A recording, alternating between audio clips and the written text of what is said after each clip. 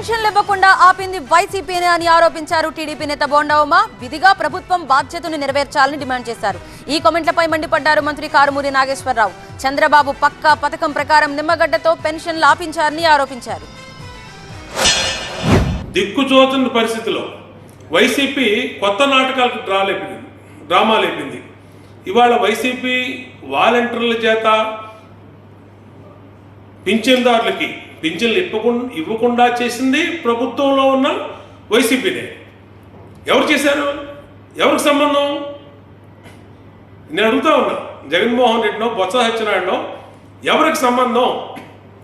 వాలంటీర్ని పింఛన్లు ఇవ్వకుండా ఆపింది వైసీపీ పార్టీనే.